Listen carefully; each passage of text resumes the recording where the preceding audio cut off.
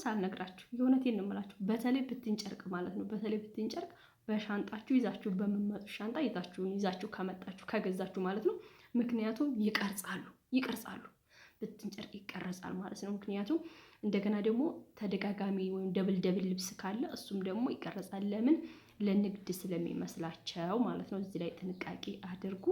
ሌላው አንዳንድ በጣም 60 ሺህ 70 ሺህ የከፈሉ 80 ሺህ የከፈሉ ልጆች አሉ። እሱ እንደድል ነው። ምክንያቱም አንዳንዴ ፈታሽ ወንድ ይደርሳችኋል፣ አንዳንዴ ሴት ይደርሳችኋል።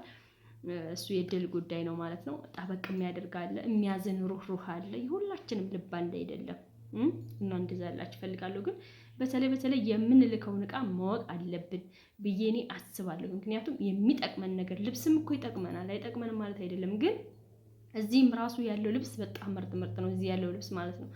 ስለዚህ እንደዛ አድርጎላችኋል። እንግዲህ ውድ ቤተሰቦቼ ሰሞኑን ስለ ካርጎ አንዳንድ ነገር በይን ያላችሁ ልጆች አላችሁ ማለት ነው። ስለ ካርጎ የምላችሁ ነገር እኔ ካርጎ መጀመሪያ የምንልከውን ነገር ማወቅ አለብን ብዬ አስባለሁ፣ ከኔ ጀምሮ ማለት ነው። እኔም የራሴ ስለገጠመኝም ደግሞ እንዴት መላክ እንዳለብን ማወቅ ካለባችሁ ልንገራችሁ። ሰላም ጤና ይስጥልኝ ውድና የተከበራችሁ ቤተሰቦቼ ሁላችሁንም ሰላም ብያለሁ። ብያላችሁበት ሰላማችሁ ይብዛ እያልኩኝ ዛሬ እንግዲህ ስለ ካርጎ አንዳንድ ነገር እላችኋለሁ ማለት ነው። እንግዲህ ጉምሩክ ሲገባ ማንኛውም ነገር ይቀረጻል ማለት ነው። የማይቀረጽ ነገር ምንም ነገር የለም። የተወሰነ ምናልባት እግዚአብሔር ከረዳችሁ የተለበሰ ልብስ ካልሆነ በስተቀር በተረፈ ግን አንድ ባንድ ማለት ነው ፍትት አድርገው ነው የሚያዋት። ስለዚህ ትቀረጻለች ማለት ነው። ከዛ ግን መላክ ያለብን ነገር ብዬ የማስበው ብርድ ልብስ። በእርግጥ እዚህ ሁሉም ነገር አለ፣ የሌለ ነገር የለም። ግን ምን መሰላችሁ? ብርድ ልብስ ለምሳሌ እዛ ባለው ዋጋ እዚህም ሊኖር ይችላል፣ ከፍ ብሎ ማለት ነው።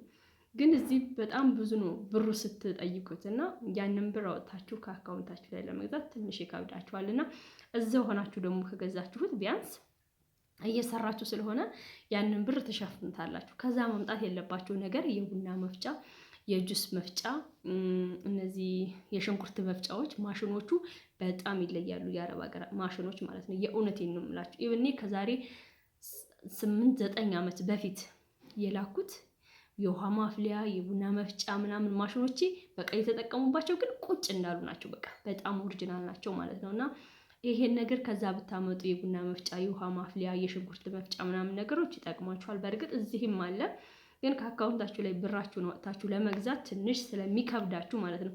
ካመጣችሁ አይቀር ልብስ ከምታመጡ ይሄንን ነገር ብታመጡ ይጠቅማል፣ እንደኔ ማለት ነው። እና ደግሞ ሌላ እንትን መረሳት የሌለበት መህውል ይባላል። መህውል ወይም ደግሞ ተውሲል የሚሉት ማለት ነው። እሱ በጣም ይጠቅማችኋል። አንድ ብቻ ሳይሆን 2 ብታመጡ በጣም ይጠቅማችኋል። ሌላ ምንጣፍ ብታመጡ፣ ምንጣፍ ስላችሁ በጣም ከባዱ ያረቦቹ ሳይሆን ቀለል ያለ ምንጣፍ ለቤታችሁ ይሆን፣ እሱን ብታመጡ ይጠቅማችኋል። ሌላ ጫማ ምናምን ነው። ጫማ ምናምን እዚህ ዘጭ ብሎ ነው ያለው፣ ነፍ ነው ያለው ማለት ነው። ምክንያቱም ከዛ ካርጎ ውስጥ ሲገባ ይተጣጠፋል። ጫማው እንዳልሆነ ነው የሚሆነው።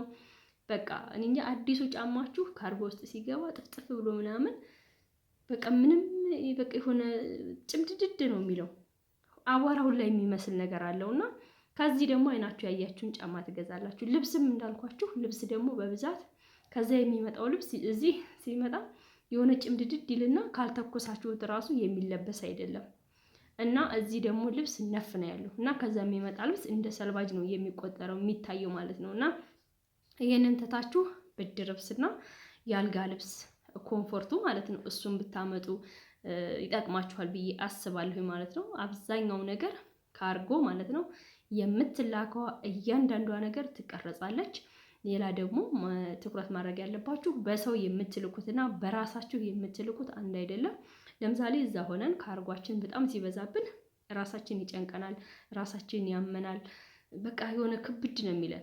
ስንልከው ግን እንገላገላል። የሆነ ልጅ የወለዳችሁ ያህል ነው የሚሰማችሁ ከላካችሁት በኋላ ማለት ነው። እና እንደዛ ከማድረግ ይልቅ በሰው ከምትልኩ ወይም በተቀባይ ከምትልኩ ራሳችሁ ይዛችሁ ብትመጡ ትንሽ ይቀላል ብዬ እኔ በበኩሌ አስባለሁኝ። ምክንያቱም እዛ ጋር ካየሁትና ከተመለከትኩት ማለት ነው። በእርግጥ እያንዳንዷ ልብስ ትቀረጻለች፣ ግን ደግሞ ተቀባይ ናችሁ ወይስ ደግሞ ራሳችሁ ናችሁ ይዛችሁ የመጣችሁት ይለያል። ተቀባይ ከሆነ ትንሽ ብሩ ጨመር ይላል ማለት ነውና እኔ ከዚህ በፊት ካርጎ ልክ የነበረ ካርጎ በላኩበት ሰዓት ወደ 70 ሺህ ብር ምናምን ነው የከፈልኩት ማለት ነው። እንደዛ በል። ጓደኞቼም እንደዛ ከፍለዋል። ለምን? በሰው ስለላክን ማለት ነው፣ በተቀባይ ስለላክን። ነገር ግን በራሳችን ይዘን ከመጣን ቀረጹ እያንዳንዱ ይቀረጻል። እያንዳንዱ ደረሰኝ ደግሞ ይሰጣችኋል ማለት ነው። የራሳችሁን ዕቃ ራሳችሁ ይዛችሁ ብትመጡ እጅግ በጣም ደስ ይላል ማለት ነው። ሲቀረጽም ታያላችሁ። መጉላላቱ ምናምን የሚለው አንድ ቀን ጠዋት የወጣችሁ እስከ ማታ እስከ ምሽቱ 2 ሰዓት 3 ሰዓት ድረስ እዛው መዋላችሁ አይቀርም። ቤተሰብም ቢሆን እዛው መዋሉ አይቀርም። ስለዚህ እናንተ አይታችሁ ምን ብላችሁ እቃችሁን ትረከባላችሁ። በዛ ላይ ጉምሩክ ላይ ደግሞ በጣም ትህትና ያላቸው በስነ ስርዓት የሚያስተናግዱ በብር በምትከፍሉበት አካባቢ ሁሉ በጣም ትህትና ያላቸው ሰራተኞች አሉ ማለት ነው።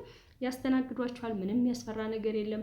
በጣምም ደግሞ ይረዱናል። ምክንያቱም ስለገባሁ ማለት ነው። እና መጀመሪያ ጊዜ ነው ካርጎ ላወጣ ሄድኩትና ትህትናቸው ሲያስተናግዱ እጅግ በጣም ደስ ይላል። አገራችሁ ነው፣ አትፍሩ፣ እናንተ እዛ ስለቆያችሁ ነው ምናምን ብለው ቦታውን ራሱ ጠይቋቸው የሚያሳዩ ወገኖቻችን አሉ ማለት ነው።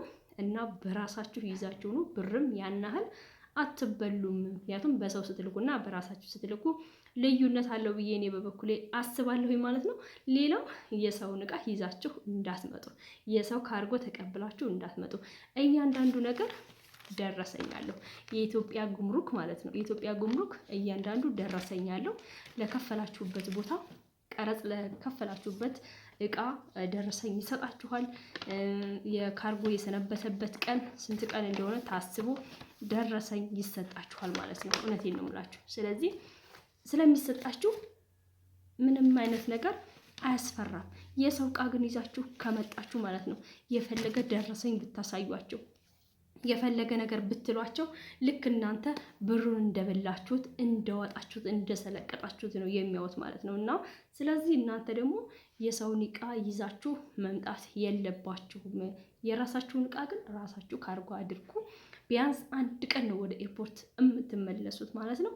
አንድ ቀን ደግሞ ምንም ማለት አይደለ። ሰው በሰላም በጤና ወደ ሀገሩ ከገባ ማለት ነው እጅግ በጣም በትህትና ያስተናግዷችኋል። በሌላ ሰው ልካችሁ እንዲህ አልቀረጽም ነበረ፣ እንደዚህ አይሆንም ነበረ፣ ቀረጽ እኮ አይቀረጽም፣ ቀረጽ የለም አሉ ከምትሉ በራሳችሁ ሰዎችንስ ለምን ኃጢአት እንዲገቡ ታደርጋላችሁ? እናንተስ ለምን ኃጢአት ትገባላችሁ? ባልሆነ ነገር ከመኮነን አይሻልም?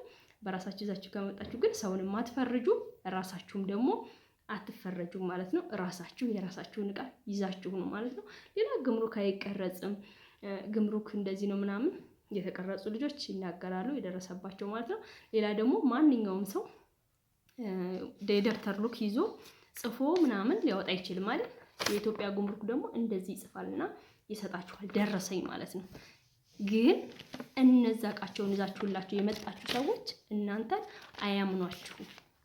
አመኑ አላመኑ ግን ምንም ማለት አይደለም። ዋናው እግዚአብሔር የሚያወጣው ሀቅን ነው አይደለም? አንድ ሰው ካመናችሁ አመናችሁ፣ ካላመናችሁ እናንተ ምንም ልታደርጉ አትችሉም። ስለዚህ በተቻላችሁ መጠን ደግሞ ለራሳችሁ የሚጠቅማችሁን ነገር ራሳችሁ ብቻ ይዛችሁ ነው። እከሌ ጓደኛዬ ነች፣ እከሌ ታምነኛለች፣ አምናታለሁ ምናምን እውነቴን ነው የምላችሁ አይሰራም።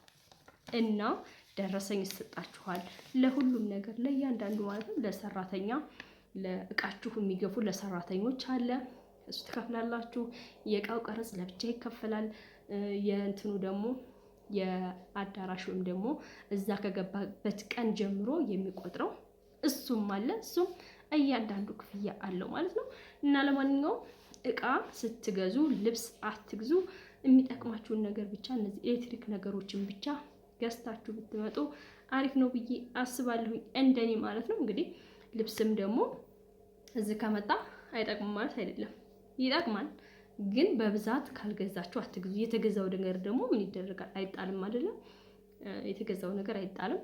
ይዛችሁ ትመጣላችሁ። ግን በራሳችሁ ይዛችሁ ብትመጡ በጣም ይቀላል ብዬ ነው እኔ የማስበው። ምክንያቱም ቤተሰብም አንድ ቀን ይጉላላል፣ እናንተም ደግሞ አንድ ቀን ብትጉላሉ ምንም ማለት አይደለም ብዬ አስባለሁኝ። ብድርብስ እንዳትረሱ ይዛችሁ ነው። ኤሌክትሪክ ነገሮች፣ ቡና መፍጫ፣ ሽንኩርት መፍጫ ምናምን ይጠቅሟችኋል። ይዛችሁ ነው። መሀውል ወይም ደግሞ ተውሲል የሚሉትን እሱን ደግሞ እንዳትረሱ ማለት ነው። በጣም ይጠቅማችኋል። እሱ እኔ በጣም ጠቅሞኛል። ምክንያቱም ቻርጀር ሳረግ 3-4 ስልክ ማድረግ እችላለሁ፣ ፓወር ባንክ ማድረግ እችላለሁ። እሱን ነገር እንዲህ የሚጠቅማችሁ ያደርጋችሁ ይዛችሁ ነው እላችኋለሁ። በእርግጥ እዚህም ይኖራል፣ ግን ቢኖርም የዛ ሀገርና የዚህ ሀገር አንድ አይሆንም ብዬ አስባለሁ። እና ይሄን ይመስላል ውድ ጓደኞቼ። የዘለልኩት ጥያቄ ካለ ጥያቄ መጠየቅ ትችላላችሁ፣ ስለ ካርጎ ጉዳይ ማለት ነው። እና በርቱ። ገንዘብ የወጣበት እቃ ግን አይጣልም። ከዚህ በኋላ ግን ካርጎ ባታበዙ፣ ባትገዙ ማለት ያን ያህል ብር አውጥቼ 50-60 ሺህ ብር ያወጡ ጓደኞቼ 70 ሺህ ብር ያወጡ ጓደኞች አሉና ያንን አሁን እዚህ ብንገዛበት ብለን ስናስብ ብዙ ነውና፣ በተለይ ግን ብድር ልብሱ እንዳልኳችሁ ኮምፎርቱ በጣም ጠቃሚና የማይገኝ ውድ ነገር ነው። እሱ ማስታወሻችን ነው ልላችሁ ፈልጋለሁኝ። ለነበረ ቆይታ ከልብ አመሰግናለሁ። ላይክ እና ሰብስክራይብ እያደረጋችሁ ለምታበረታቱኝ ከልብ ነው ምስጋናዬ። እና ላይክ አድርጉ እላችኋለሁኝ። መልካም ጊዜ። ባይ ባይ።